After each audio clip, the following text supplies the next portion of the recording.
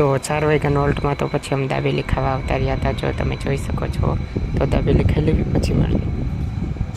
આમાં ખીર એટલે ભાત તો દેખાતા નથી મને. ભાત જ નહીં દેખાય. નહીં દેખાય? નહીં. ઓછા ભાત નહીં ખાશે નકરા.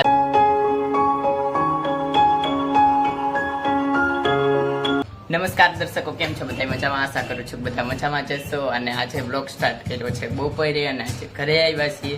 જો કે ટિફિન લઈને કામે જતા. જો હું તમને બતાવું, ટિફિન લઈને કામે જતા, ભીંડા શાક એવું બધું લઈને, પણ ઘરે આવવાનું મન થયું, ઘરે આવતા રહ્યા. અને ઘરે અત્યારે બપોરે જમવા બેસી ગયા છીએ. ભીંડા શાક, રોટલી, પછી કાચી કેરી હોતન છે, જેવો છાશ, અને આ બાજુ ડબ્બો છે. ઘરે હોય એટલે ડબ્બો અમારો હોય જ, તે ડબ્બામાં બધી વસ્તુ છે. તો હવે શાંતિથી બપોરે જમી લેવી અત્યારના, અને પછી તમને આજે અમારે ગાડી લઈને કામે જવાનું છે. મારે સાગરભાઈને તો ગાડી જો અહીં બેઠ કરી લીધી ને સાગરભાઈ આમ આવે છે. નીતિનભાઈ અહીંયા વચ્ચે આવી ગયા. જો સાગરભાઈ આવે છે તો જવી કામ.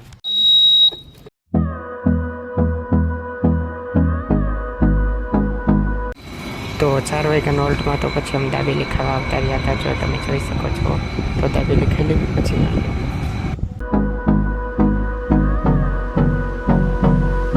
હવે આપણે જવાનું છે ઘર બાજુ. કામ તો પૂરું થઈ ગયું ને આજ ગાડી લઈને આવ્યા છે. તો જવા સાગરભાઈને અમે ચપ્પલ અહીં મૂકી દીધા હતા. હવે જાય છે ઘર બાજુ. ઘરે જઈને બ્લોગને કન્ટિન્યુ કરીએ. તો અત્યારે તો અમે કારખાનેથી પાછા આવતા રહ્યા છીએ. રૂમાલને મૂકી દીધી હેઠો ઘડીક અને બ્લોગ ચાલુ કરી દેવી. બ્લોગ ચાલુ કરવાની શરૂઆત કરી દીધી. આજે છે અષાઢી બીજ, અને અષાઢી બીજનો અમારા ઘરમાં સ્પેશિયલ પ્રસાદ કયો કે જે કયો એ જમવાનું અસલનું બન્યું છે. તો અષાઢી બીજ બધાને જય રામાપીર. અને આપણે રામા બાપાની ખીર બની છે. જો ઘરમાં આમાં ખીર એટલે ભાત તો દેખાતા નથી મને. ભાત જ નહીં દેખાય. નહીં દેખાય? નહીં. ઓછા ભાત નહીં ખાશે નકરા દૂધ. અને આ બાજુ કાજુ. તો હવે જો કાજુની કટિંગ થવા માંડી. કાજુ ખીરમાં નાખવાના છે. બટેકાનું શાક કરવાનું છે મસ્ત સૂકું, અને પૂરી બનાવવાની છે. તો હમણાં પૂરી બનાવવા બેહવી તે તમને બતાવી. પૂરી તો હમણાં અમારે બનાવવાની છે, અને અત્યારના બને છે સૂકી ભાજી. તો એને વઘારાઈ થઈ ગયો છે આ બાજુ. અને શાક અને બટેકા તે મસ્ત બાફેલા છે, અને એને છાલ કાઢી નાખીએ છે. અને હવે બટેકા એડ કરવાના છે હમણાં, અને ધાણા અને મસ્ત મસાલા નાખીને બનાવવાની છે સૂકી ભાજી. અને ખીર મસ્ત જુઓ એડ થવા માંડ્યા બટેકા. એક બટેકું પડી ગયું, કાંઈ વાંધો નહીં, સાઈડમાં જ છે એટલે વાંધો નહીં. આ બાજુ ખીર અને પૂરી હમણાં બનાવવાની છે. તો હવે પૂરી બનાવી તો પાસે લોખંડી. તો અત્યારના અમે પૂરી બનવા બે ગયા છીએ. તો જો આપણે ગોરિંડા છે, અને એને આપણે આ પૂરી વણવાનું મશીન હંચો જે કયો એ તમારા ગામમાં શું કહેવાતું હોય કોમેન્ટમાં કહેજો.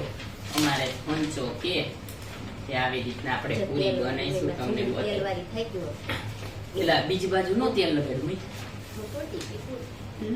ના ના.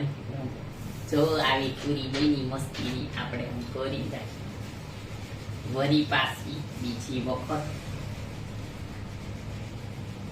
તો આમ નામ આપણે બધી પૂરી વણી લઈ પછી તમને મળીએ.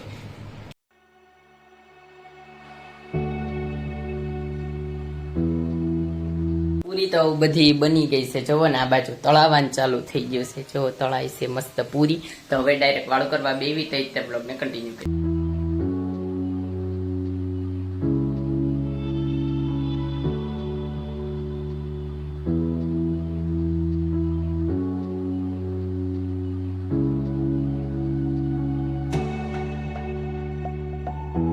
કરવા તો અમે અત્યારના બે ગયા સીવીને સૂકી ભાજી છે જો મસ્તની, અને પૂરી બનાવી અમે પૂરી છે. અને આ બાજુ દૂધ પાક આપણે ચૈત્ર મહિનાની બીજ છે એટલે બધું બન્યું છે. અને હવે બધા એમ ખાઈ લેવીને મારું જો છે ને ઓલો છાશ ઝેરવા માંડ્યા, કારણ કે છાશ પીવી હોય છેલ્લે એટલે. તો હવે બધા અમે વાળું કરી લેવી પછી શાંતિ મળવી, પંખો ચાલુ કરીને પછી શાંતિ વાત. હવે વાળું કરીને તો 4 ઉભા થઈ ગયા હતા, અને પછી આઈપીએલ જોતા હતા. અને હજી આઈપીએલ ની યકીની બાકી છે, હજી પૂરી નથી થઈ આઈપીએલ. જો 9:30 થયા છે હજી. તો અમે તરબૂચ ખાવા બેસી ગયા. જો તે તરબૂચ હવે ખાવી છે, અને હમણાં જવાનું છે પાછું ધાબા ઉપર આઈપીએલ જોવા. તો હવે તરબૂચ ખાવી પછી મળવી. આઈપીએલ તો હજી ચાલુ જ છે, આપણે હોઈ જવાનું છે, કારણ કે ખબર છે કોણ જીતવાનું છે ને કોણ હારવાનું છે. એટલે આઈપીએલ બહુ જોવાનું નથી, હોઈ જવાનું છે. અને બ્લોગને એન્ડ કરવી છો. તમને આ બ્લોગ ગમ્યો હોય તો લાઈક કરજો, શેર કરજો, અને મારી ચેનલને સબસ્ક્રાઈબ કરજો. તો મળી આગળના બ્લોગમાં. જ્યાં સુધી બાય. અને આ ખાવાનું પીવાનું મજા